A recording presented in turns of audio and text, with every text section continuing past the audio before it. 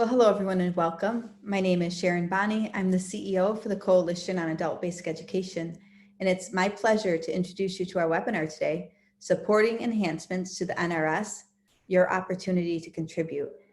This webinar is generously sponsored by our friends at Essential Education, and we have with us I believe the president for the Education Division, Dan Griffiths. I'm going to turn this over to Dan. And just before I do, I want to say thank you, Dan, for your sponsorship and support, because this webinar is completely free to our members, thanks to your sponsorship.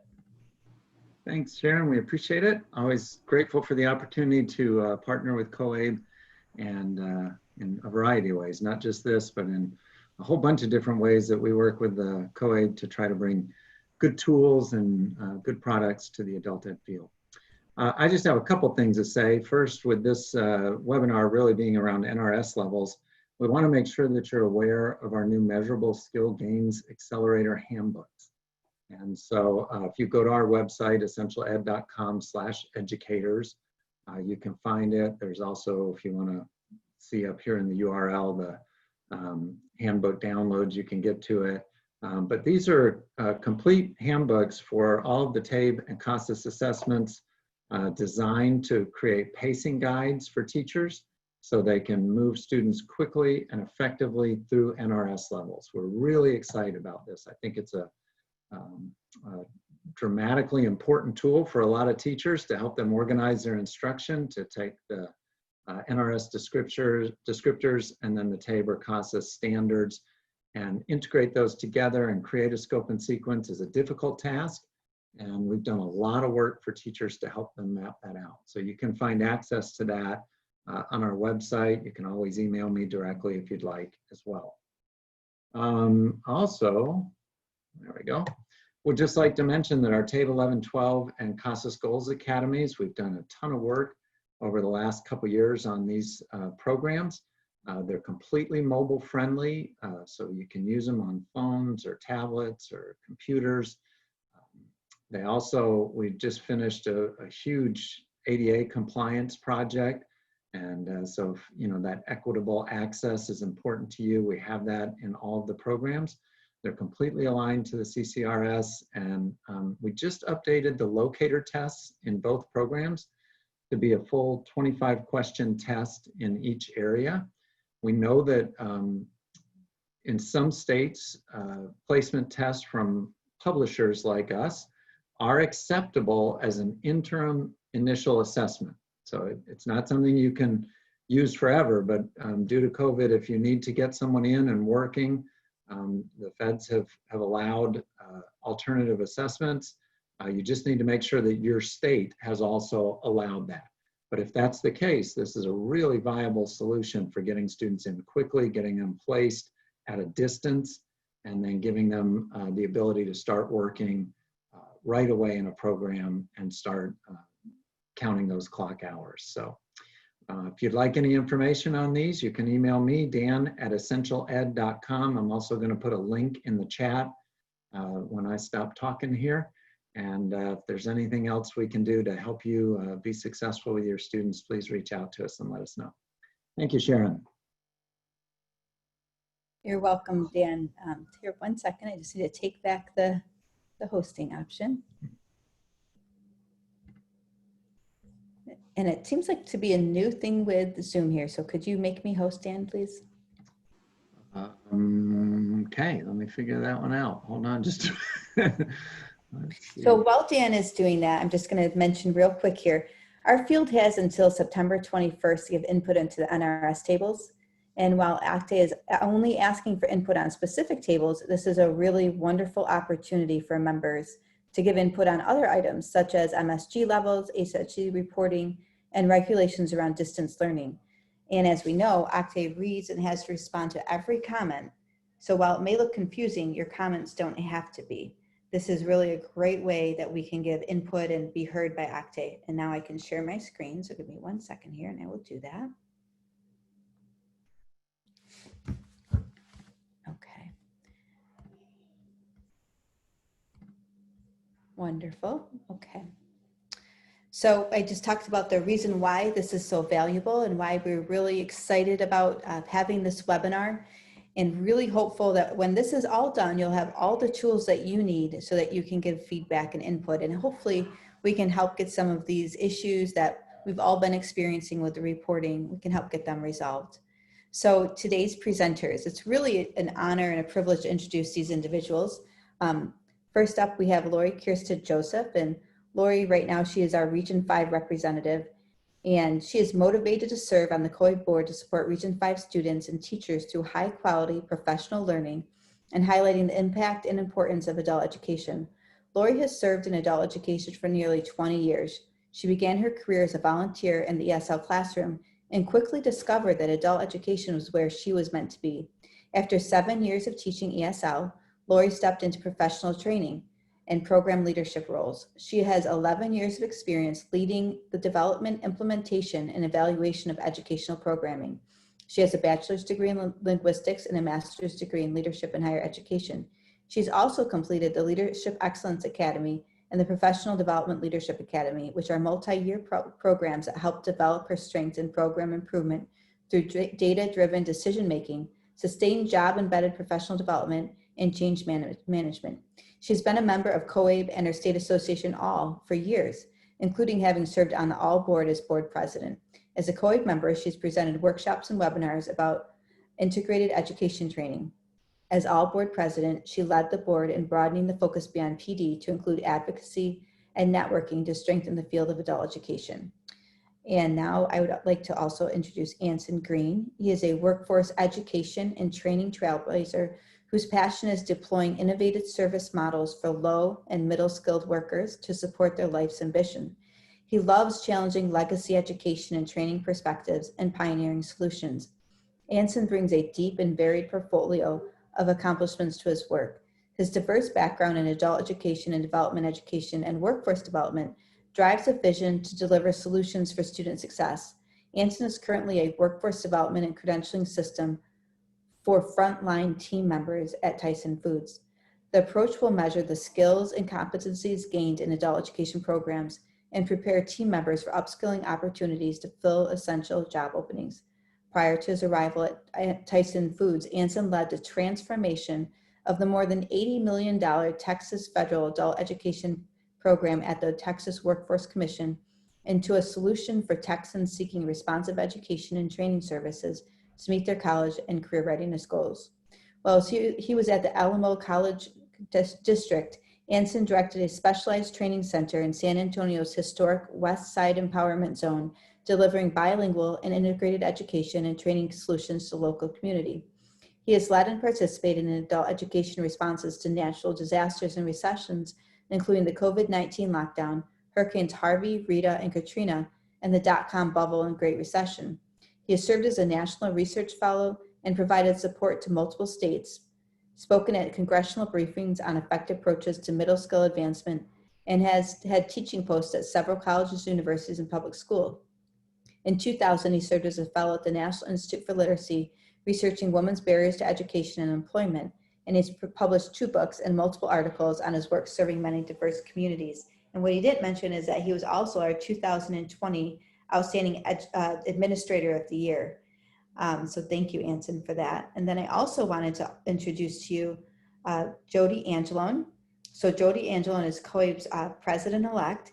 She has served in adult education for over 25 years, is currently the staff training and development coordinator for the Ohio Professional Development Network at The Ohio State University. She's worked as a reading specialist, instructor, coordinator, and program director in the context of correctional education, ABLE and GED, workplace education, volunteer literacy, vocational evaluation and assessment, and professional development. She's served on various boards and committees and task forces at the local, regional, and state and national levels, supporting adult education and community services. Currently, she provides program support and training in the area of CCR standards implementation, program improvement and consultation plans, National Leadership Excellence Academy and assessment, and has served in the past as COABE's Region 4 representative. Let's see, Jody provides oversight for the National Center Awareness Project in Ohio, as well as state training and support to the field in the areas of assessment, leadership, and transitions. So what a stellar and outstanding group we have here. I'm really excited to introduce them all to you, and I hope that you will welcome them in the chat box and put any questions you might have in the Q&A. So with that, I'm going to now turn this over to our friend and colleague, Anson Green. Anson? Well, thank you very much, and I want to welcome everybody from San Antonio, Texas. I also wanted to recognize and hope everyone's well in the hurricane-affected areas of the country, especially Louisiana and Southeast Texas. We're all wishing you well, and hopefully you can start rebuilding over the weekend, and we were thinking about you over the last few days. So I'm real happy to join this really strong crew of individuals and talk about something that I think we all were talking earlier just doesn't get talked about enough, and that's really participating and building a better system for ourselves on the performance accountability side of adult education and literacy. Many of you out there probably wonder, why are things the way they are? And I used to be a teacher for years, and I was always wondering, why do we collect these measures? Who told us to do this? Where does it come from? This doesn't make sense to me. And a lot of people, especially frontline, part-time staff members, teachers, and others in adult education, have those questions. Administrators do their best to try to answer them, but sometimes they don't know. It is something where I think more and more, and I'm so happy to see COABE's commitment to creating awareness about how the process for performance, as well as other things we do in adult education, is really a democratic process that we can all partake in, and we can all share our ideas and expertise. And oftentimes the best ideas come from the front line, and I think that's something you're going to hear a lot from us today. So it's very important for us, and this topic is really about changes the U.S. Department of Education is proposing to make to the national reporting system, which most people probably recognize as the system of performance that we implement in our federal adult education programs. And many of you have worked under it for years, and you know Table 4, you know the different tables in the NRS very well. But this is a moment when some changes are being made, and we thought it'd be a great idea to hear some other voices, look at what you see in the chat, and I really advise people to respond in the chat if you've got questions or ideas. We've got a couple of fine individuals that are helping me monitor that. And really hear about what is the process where you could actually let your voice be heard and share some of your ideas and comments about changes that are being made, as well as other aspects of the NRS. So we really want to make sure that we can open this up for you to understand the process. My objectives today are to make sure you understand how the process works, provide you some examples of what it looks like. It's really not near as hard as anybody would think it is. And let you know, as Sharon said at the beginning, that this is something that the U.S. Department of Education and all federal and state agencies take very seriously. I used to work at the state level, and we were sometimes upset that we would put out new rules or regulations, and people wouldn't give us any feedback on them, or very little feedback.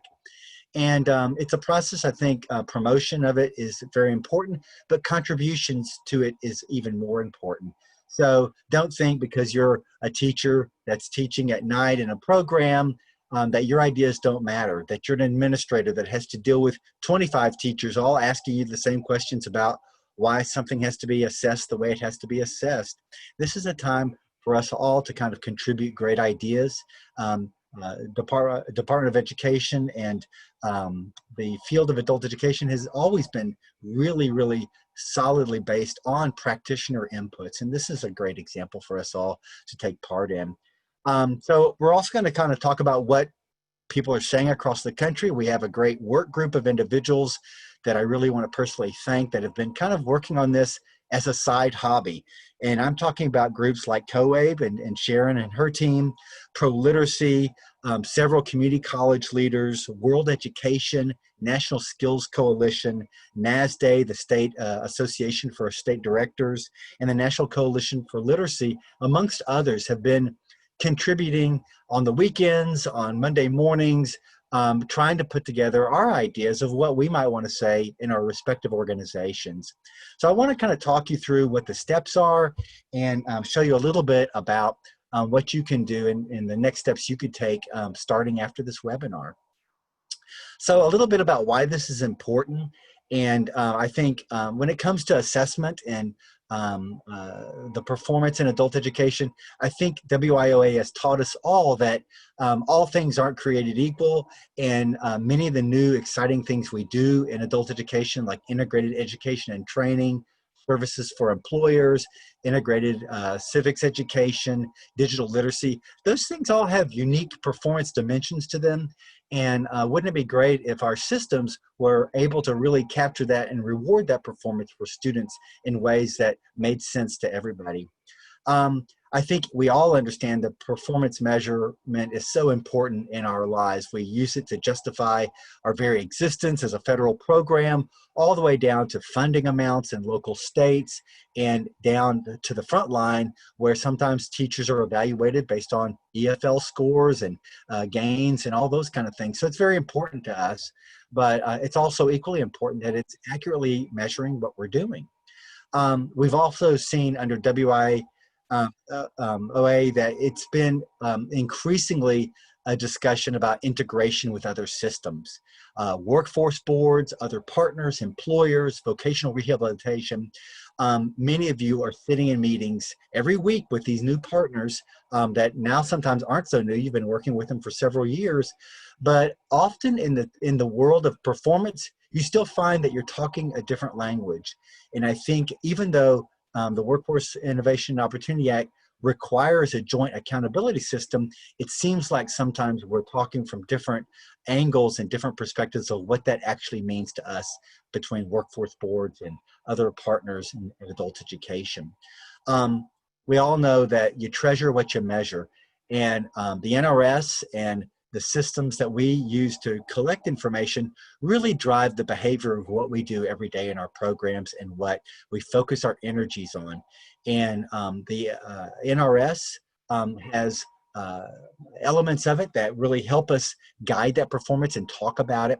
But there are broader aspects of WIOA that are equally valuable that are getting introduced into the new revisions to the NRS tables that I think everybody should be apprised of. And there might be even extra steps that the Department of Education could take to further enhance the system. Also, there's such an advance in teaching and learning in our field over the last 20 years, for sure. And the advent of digital education and distance education has transformed things. That's been brought to the forefront by the pandemic and really made us think about teaching and learning in different ways that I think are going to have lasting effects and lasting impacts on us. But the pandemic itself really created some real challenges for adult education that everyone on this call probably experienced. Not only was it difficult to provide services to students because all of a sudden everyone was remote, and states that were really well prepared in remote education and distance ed weathered that pretty well, and then others did not. But we also found real constraints when it came to enrolling new students, testing new students, and we saw that our systems had to respond quickly to figure out how could we collect in our reporting systems new students coming into the system. Hundreds of thousands of people were being laid off, and many of them needed adult education and literacy because those lower skilled individuals are often the first fired and first laid off when there's a recession. So this is something everybody on this call has probably been experiencing, and we think that some of the lessons learned from the pandemic might be things that we can build into the national reporting system too, as stronger methods to make a system that's more durable for the new world that we live in and the new teaching and learning environments that we're getting more acclimated to. So we really want to make sure your perspective is valued and important, and want to send the message that this is your time to really influence and participate in system enhancement.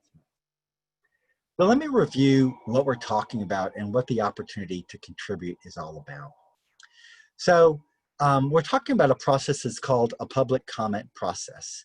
And this is something that states and the federal government go through to introduce new ideas that will have a regulatory or restrictive or financial impact on local communities and on individuals. And these comments are placed out into the Federal Register as part of a process to allow people to see what the changes are that are being proposed. Sometimes you'll hear people talk about proposed amendments. Well, the proposed means that it's out for comment, that some agency has put it out there and said, we're looking for people to give feedback on a change that we want to make that will impact things in different ways. So it happens typically with policy, rules, regulations, guidance, and right now it's open for the National Reporting System. The U.S. Department of Education released in July a version of the tables that has some changes to it. I'm going to review those in a little bit. And this is the opportunity that the Department of Education is reaching out to us, to everybody on this call, and saying, what do you think? What do you think about these changes? Do you have some ideas? And the opportunity you have is to send them a letter and tell them what you think about them, and see if this is going to be something that works better for your programs and for your learners, or if there's a little tweak here or there that might make things even better. So I kind of want to walk through that process and show you what it looks like, and let you know that it's definitely something everybody on this call can participate in. So essentially, it's a multi-step process that occurs over a series of months. As I mentioned, this was opened in July, on July 23rd, and so it's been out there for about a month, and it closes in September. And what the Department of Ed does is they've put something out on the street. You can go view it, and I'll show you how to do that in a second. You contribute. You can write a letter and say, this is what I think about the document, and that's what a lot of us that have been working together over the last few weeks have been doing. Then the Department of Education has a requirement to respond back and say, we got your comments, and this is what our review of them has surmised, and this is what we think about the comments that we received. And then they published the final product, whether it's a rule, a regulation, in this case, the changes to the National Reporting System. So it's got a very understood process. This is the process that most federal agencies use, and it's very transparent. But a lot of times, folks like you and me, we don't know how to find out when this process comes out. We don't know where to go to find the information, exactly what to do. And so our objectives here with the team that COAB has put together is to really show you the steps on how you can get involved. So here's the publication and what it looked like. It's called the Measures and Methods for the National Reporting System. And as I mentioned, it was published on July 23rd. And this is a published clipping out of the National Register, Federal Register. And here kind of gives you a lot of the information that you'll need to kind of find the related documents, as well as the closing dates and things like that. So there's always a posting, and this one is especially requesting, basically the postings will make a special request typically. So in this case, they're saying we're requesting some comments on Table 4 and the notes related to Table 4, and then on a new table, Table 99. And it's all due September 21st. So we got a little less than a month there to get cracking and work together. And you guys can work in your different capacities to perhaps submit some real high quality comments and feedback from your perspectives. I've included here a slide where we want to hear what one person's doing out in Arizona. Lori, I just got to meet a few weeks ago, and she's really been sharing with the group what her perspective out in Arizona at Pima Community College is. So Lori, talk about what you feel like the experience has been so far. What are you doing? Who are you engaging? And what's your experience been like as a local practitioner? Thank you, Anson. Thanks for the invite to be here today and share what's happening in Arizona. I want to say something to those of you out there who are local program directors like me, that I think that this is a really important opportunity for us to start talking and look at what are our recommendations. I think when something like this comes up and it's at the national level and there are really important, state and national leaders like Anson saying, hey, we're going to make some public comments, it might feel like, who, me? Like, should I jump in and do this? And I want to highlight that I think our perspective as local program leaders is really important.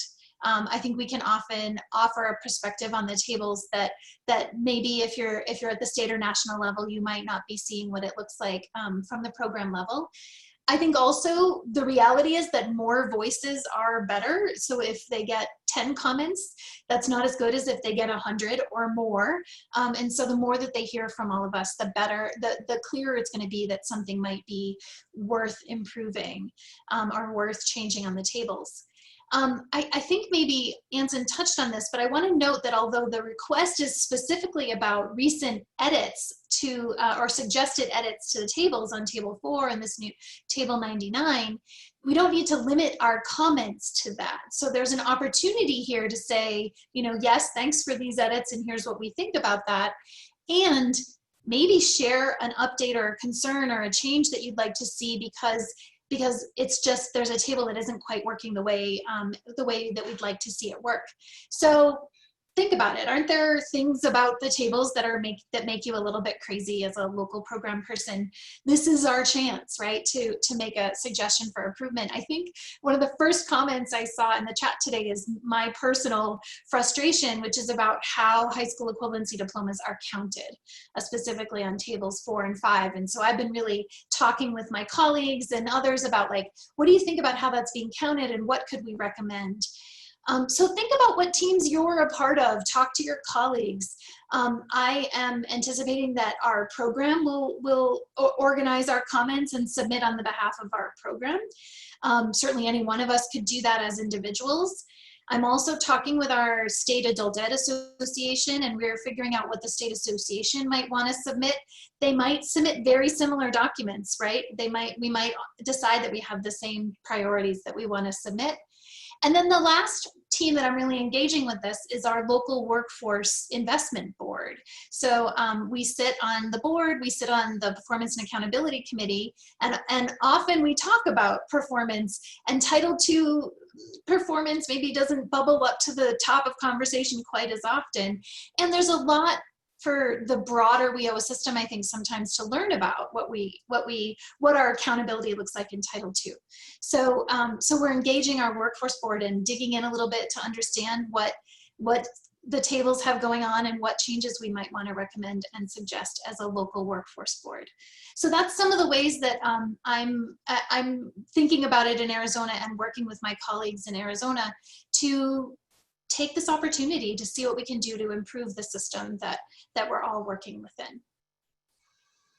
Great. That was just a really great snapshot of what I think. I just was looking at the chat, and those kind of discussions going on in the chat are exactly the kind of discussions it sounds like, having talked to Lori a few times, she's having out there in Arizona. And as you heard from her, she's kind of getting people together. She's talking to different diverse groups, and then they're preparing to submit something. And that's one thing I wanted to say is any organization can submit. We'll talk about this in a little bit, but it's definitely something that there's no right answer to. Everybody's got different things that they think could be done better. And there might be some things that Lori wants to do that I don't completely agree with. And there's things that I might have a different idea on. And that's what this process is all about. It's really getting the diversity of thought into the hands of the Department of Education, because those fine people have to kind of manage a system across all the states and territories, and they really need to hear a great diversity of perspectives. So Lori, thanks for sharing that. It was, again, just real engaging. And I love to hear like that local process. Everybody listening to this phone call can be doing the same thing. So let me talk about like how to do this in more detail. What does this look like? And this is where you can start taking some notes about things to pay attention to. The first thing is that you'll want to get this PowerPoint, because it's got the links to the proposed revisions and to the opportunity in terms of the Federal Register notice. And this PowerPoint's going to get posted. I saw that in the chat earlier. So make sure so that you can easily find this, because half the battle sometimes is finding the opportunity in the comment that's being posted. And if you're not one of those people that just sits all day looking in the Federal Register, sometimes it takes a friend or somebody else to let you know that these things have gotten posted. So what's open for public comment? Well, it's the National Reporting System reporting tables themselves. And as I mentioned earlier, they're making a couple of changes to them. And that's the first area that the Department of Education is seeking information on. But as Lori mentioned, all of the tables are up for comment because they're out there, and anybody in the general public can comment on any aspects of the tables that they're interested in. Lori mentioned she was interested really in how high school diplomas and equivalencies are calculated. I know that's been something that caused a lot of discussion early on in the development of the national reporting system under WIOA. And that's a really valid area that could have opportunities for comments. So let's look at what's actually out there being specifically asked for. And I'm just going to show you like screenshots of what the tables look like. I'm not going to get into a lot of details about the calculations because you can pull them down and look at that yourself, but I did want to explain them. The first big change is to Table 4, which is the measurable skills gain at entry table. And this is additions are highlighted there in yellow. And what you see happening here is they are changing the types of measurable skill gain measures that can be used in an integrated education and training program. I think everybody probably remembers the Integrated Education and Training Program, or IET, is that program that integrates contextualized adult basic education, workforce preparation activities, and workforce training in one service approach. So students are getting basic reading, writing, English as a second language skills, as well as some sort of occupational training. And this is a big enhancement, I think, for those individuals and those programs that are implementing IET, because what essentially is happening here, if we look at the various measurable skills gains that are available under the law, it's opening up from 3 measures or types of measures that are being allowed right now. And those are the ones most people know. You can get a gain through an EFL gain pre-post test, which has been around for many, many years. And that's still largely the one that's implemented through the AFLA program. You can currently get one for exit and then entry into post-secondary education, and then the obtainment of a high school diploma or equivalency. The change that's being presented on this table for IET only is that these other types of measures can be used. One of them is the secondary or post-secondary transcript or report card, a progress towards employment-related milestones, and passing technical occupational knowledge-based exams. So these are in some ways more occupationally focused, so they're very appropriate for a program like IET, of course, but they might actually have some applications in some other programs like services for businesses through workplace literacy programs and workforce preparation activities. So the Department of Education is wanting your ideas, our ideas, on what do you think about those changes. So they make the changes to the table, and then they make the changes, of course, to the notes that are on the back page. And these are typically the notes that not everybody sees, but somebody in your organization that's the performance nerd is probably the one that looks at those notes really closely and helps collect the performance and finds a way to do it. And we all work with those great individuals, and they help us out tremendously. But they're the one, there's somebody in your organization most likely that looks at those notes, but the notes have changes in them. And as I was told many years ago in college, sometimes the most important things are in the footnotes, and it's definitely the true case here for the tables in the NRS. The other table that's introduced is a table that presents a lot of the same information that's already collected by states in the state performance report, but it's not collected through the NRS, and it's now a new table called Table 99. So this is a table that doesn't exist anymore, and this is one that definitely states want to look at and local programs want to look at.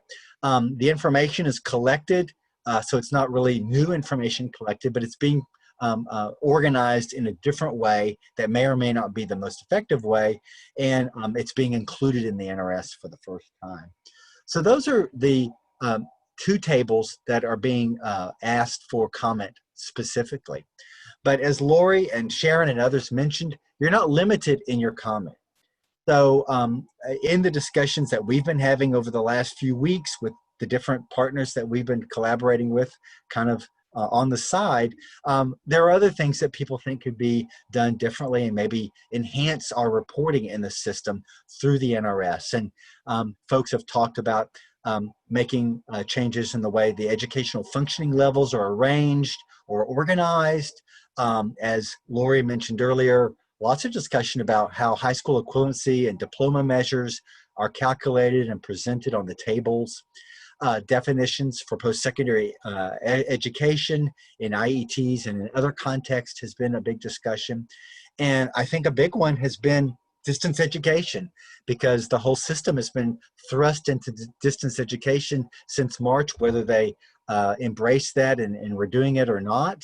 And that has actually served us really well in terms of having us really focus on how effective is not only the distance education or remote education that we're providing on the frontline practice side of things, but how accurately are we capturing the information in federal reporting?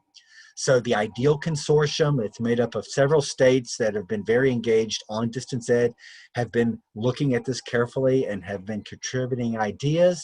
And many of you out there probably have a lot of ideas about that information that's collected on distance education related to proxy hours and all these other things that wind up on Table 4C.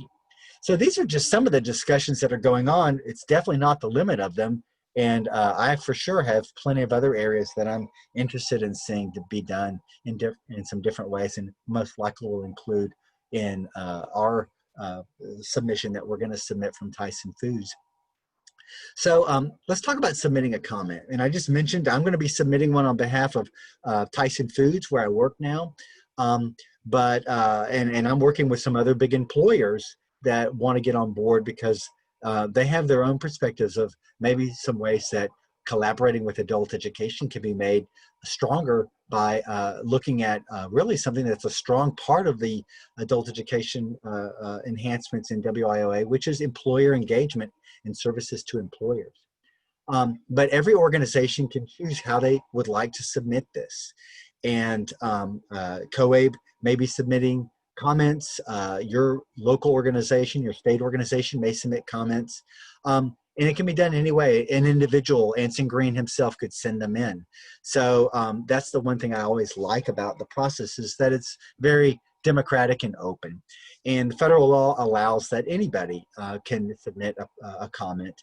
And that's what makes this, I think, a very rich process, and one that I've enjoyed participating in, either when I was state director in Texas, when we did our own rules in Texas, and also as a customer to the federal program, like I'm doing here, really wanting to contribute in the process. So you might be thinking, okay, so we write a letter, and what happens to it after that? We let all our great ideas known. What happens after that? And I thought the best way to kind of show you what happens after that is to give you an example of one that I experienced and took part in during the formation of the rules and the regulations for the AFLA program during the transition to the Workforce Innovation and Opportunity Act.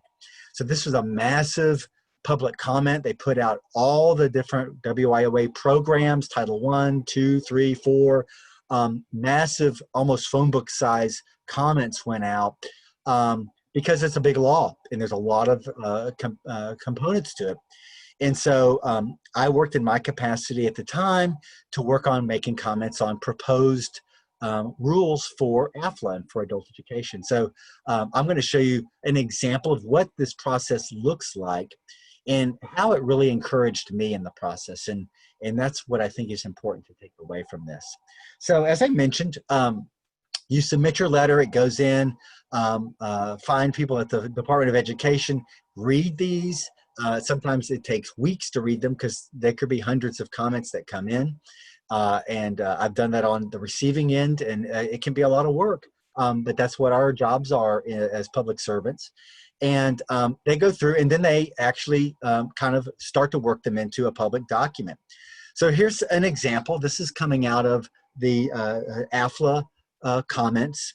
And they first have a section where they typically talk about the comments. And so this was related to the 3 required components of an IET. Many of y'all are very familiar with it. I just mentioned them earlier. And they had this interesting language about that it be instructionally balanced proportional. You see that in quotes in the middle regarding the 3 components of an IET. And that instructionally balanced proportionally language was something I really locked in on as something I didn't like the way that sounded, because it sounded like everything had to be offered in the same balance of weight. And so when we wrote our comments, that was something I commented on. And so we submit them, Department of Ed reads them. And then when they publish this, in their comment, they say, well, this was the comment. And then they have a discussion section where they say, well, thank everybody for their comments. And they talk about, in generalized ways, the types of comments that come in. So they're not going to say, Anson Green submitted a comment that said this, but they're going to say 3 organizations said we ought to do this, 2 organizations thought it was a good idea to do this, etc. And so there's kind of a very open democratic dialogue, very clear and transparent, and I love that about it. And then they make a decision, and the decision is called the change that they make. And here, a decision that we had championed in Texas and that others were behind got adopted, and they actually made some enhancements to the language for IETs in the regulations. And so for me, I was like, wow, this process really works. We put something out there, they listened, they considered it, others submitted information, and then we saw the fruits of our labor, the fruits of the effort we put into it, in a change that made sense. And so that really encouraged me, and it's probably half the reason why I'm excited about doing this webinar, is because it really is a system that works. Sometimes they don't make a change. They say, well, those were great ideas, but we think they can be addressed in this other way. Or sometimes they just say these ideas really don't pertain to what we're talking about, and they don't make any change. And that's fine too. But it is a process where if you don't say what you need and what you think might make things better, you'll never get a change. And so that's why I really encourage everybody to really take this to heart. So one thing I want to go into now is, like, how do you write a comment? Like, what does it look like? What is the process? And the first thing I would let you know is it's often and probably always advisable to talk about this with your bosses and to talk about them with your organizations. Because when you submit a comment, you're submitting something into the public record. And so if you're at a community college or at a school district or at a state agency, when you write your comment, you're writing on behalf of that organization, unless you're submitting on your own. So that is something that, you don't want your leadership surprised because all of a sudden you've submitted something on behalf of the community college that really isn't something they were briefed on or something maybe they agree with. And so I always advise everybody, kind of tell everybody up the food chain you're doing this. I did that at Tyson Foods. It's one of the biggest food manufacturers in the world. I thought maybe it'd be a good idea to tell my bosses I'm doing this on their name. They agreed. So that's something I advise everybody, make that an initial step and talk about it. If it's a state association, get with them and say, hey, we want to submit this as a group of directors in a certain area of the state, or a group of people that just have like minds on a certain topic. So some tips for writing the comment: be very familiar with what you're writing about. Look at the NRS tables, look at the regulations, look at any guidance the Department of Ed has put out about performance.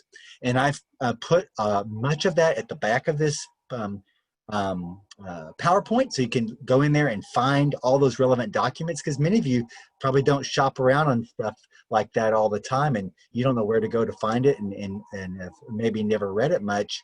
So I put it there for your convenience. But if you're going to criticize something, it's good to kind of, or critique it, it's going to be good to also kind of have some background to it and make sure that you're aligned with other parts of what's been said in statutes or in policies or in regulations.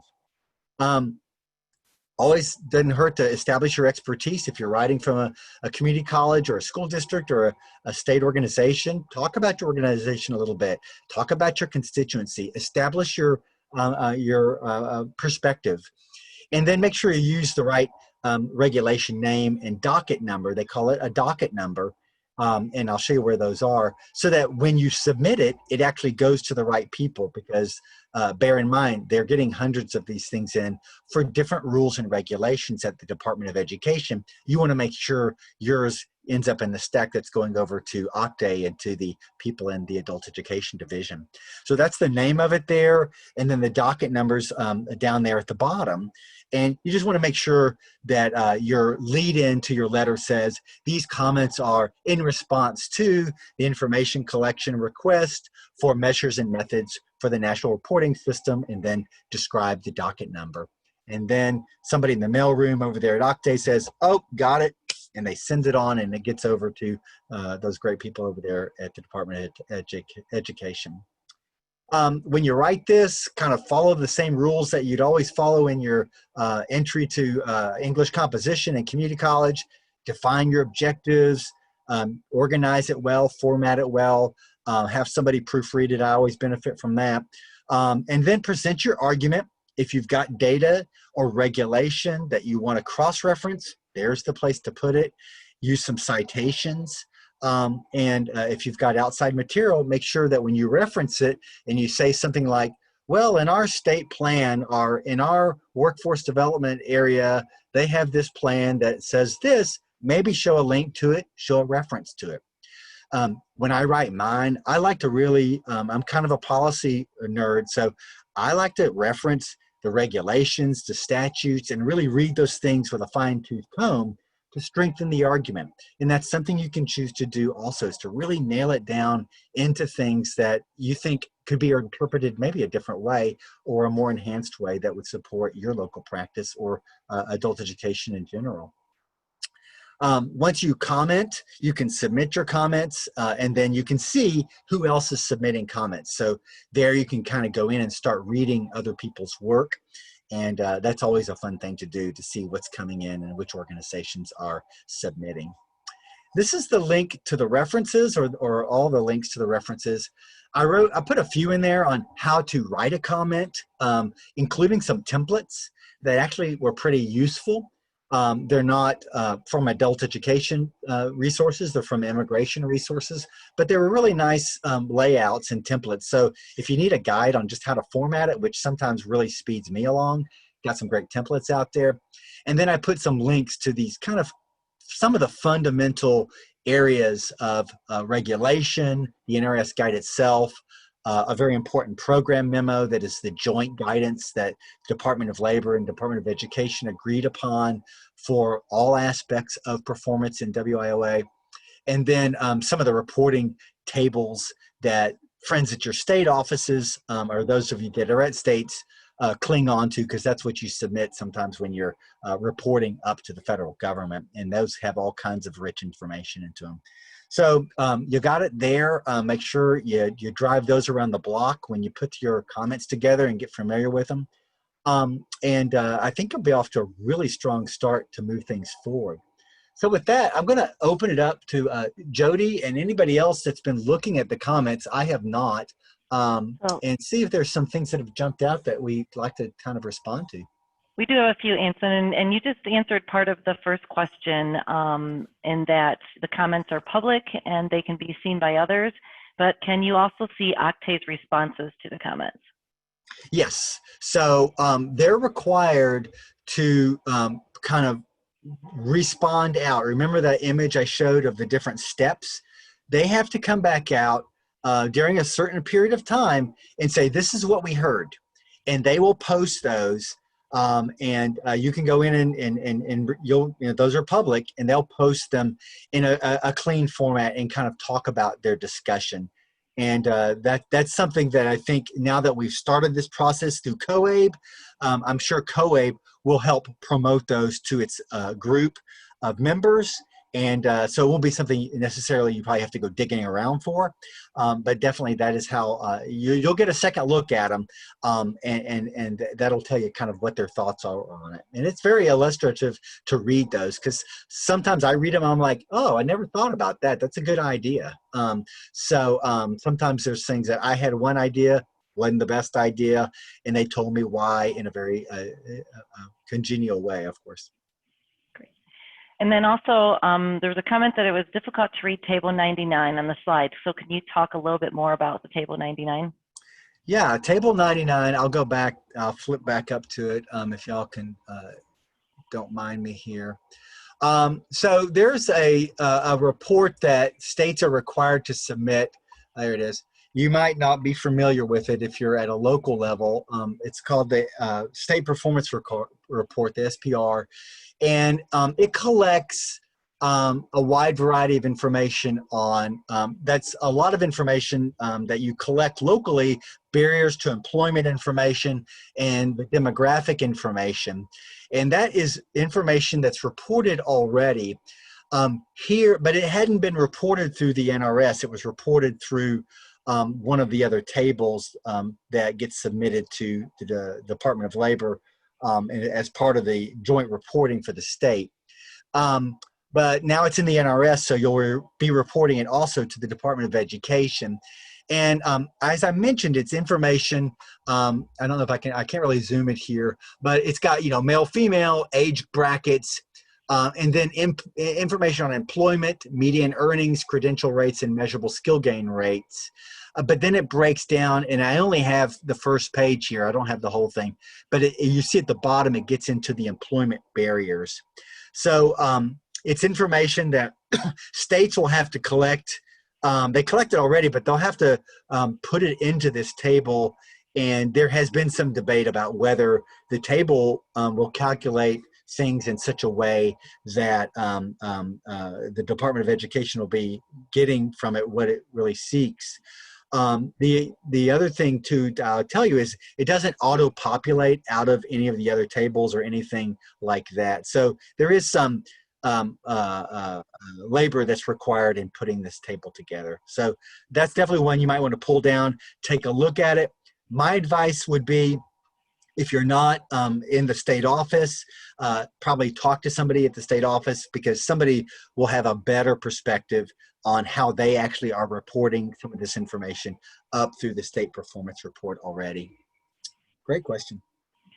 And then I just want to share, and I'm going to put this in the chat because this was shared anonymously in the Q&A. Is this also an opportunity to question the effectiveness of standardized testing, especially in a remote environment? Standardized testing is a serious equity issue, and then they provided a web link. Yeah, absolutely. And I think that's where a lot of our discussions have been, is, you know, what have been the adverse impacts of the required testing for establishing the educational functioning level of students. That's not actually required in AFLA eligibility. But as everybody, you know, realized, and the Department of Ed had to respond and come up with another method for establishing eligibility during the pandemic. But that I think will be a comment that gets submitted. It would be definitely one that I think would be worthwhile, because as I mentioned earlier, the pandemic kind of kicked us in the butt a little bit in terms of like waking up and realizing that there were certain aspects of service delivery that we just weren't going to be able to do. And then once we started to do them through remote testing, we realized quickly that presented all kinds of equity barriers, because not everybody's got broadband and not everybody's got a computer.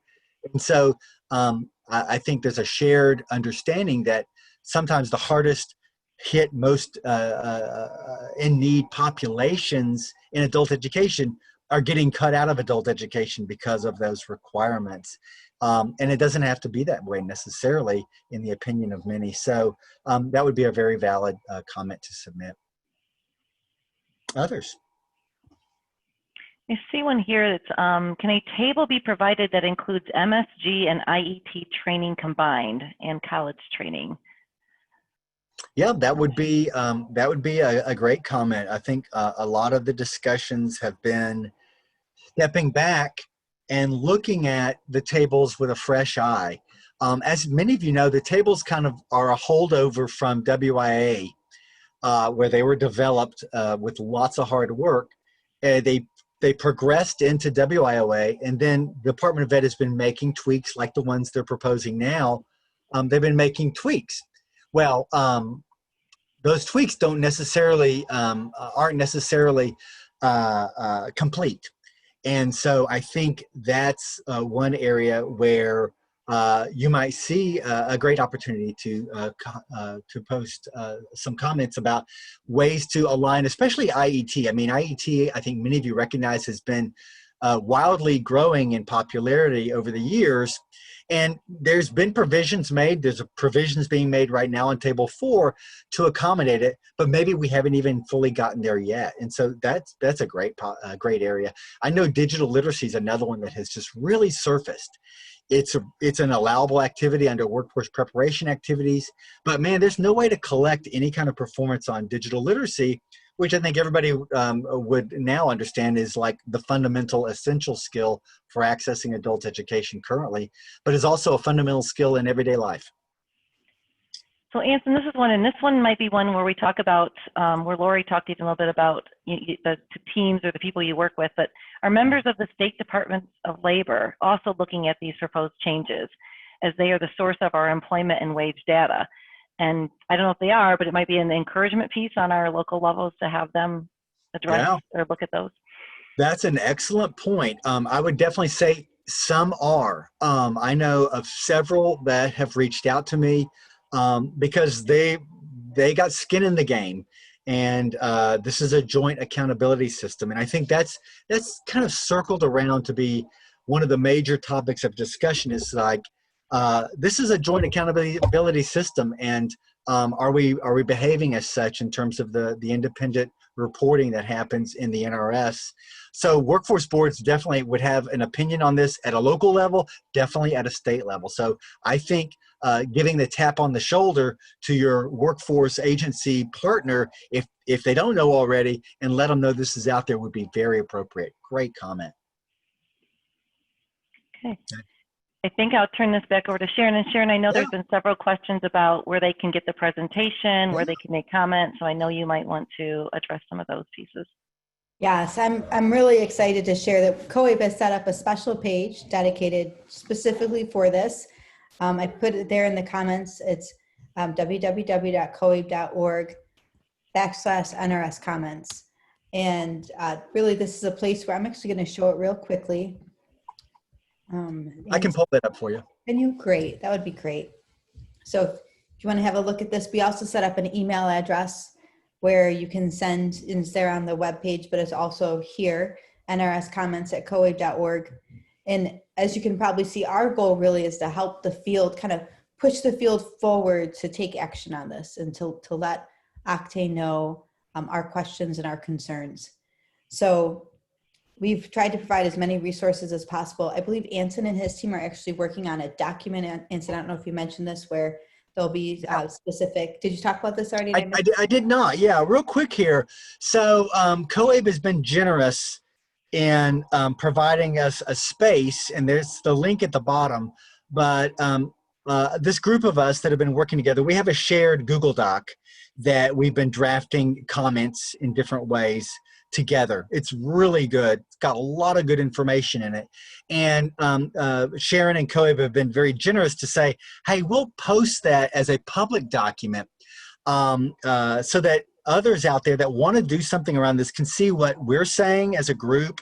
And also, I would say it's just a rich repository for all the cross-referencing and rules, connectivity, and all those things that take forever if you're not familiar with rules and policy to put together. So what we're going to do is get these documents, get these comments, and they're kind of organized in just a number of random comments. They're not in any letter yet. And we're going to have those publicly available. They're going to be drafts, so don't laugh if you see a typo in them. But man, what a great service, because then you can really get a head start. You might disagree with them or you might have a different perspective, but at least you've got somewhere to begin your thinking. So thank you, Sharon, for that great offer. Wonderful. It's our pleasure. And Anson, I want to stop here and thank you for your leadership on this. I mean, Anson really put that work group together. He's been working really diligently on this document and really put together this entire presentation with just a little bit of support from us. So thank you, Anson, for that. Thank you, Lori, Kirsten Joseph, and Jody Angelone for your work as well. And thank you to all of you who took your time to join us today. We hope you found this helpful, and we just want to encourage you again to go to that website, coabe.org/NRS comments. Thank you, everybody. We'll see you on the next webinar. Bye now. Thank you again.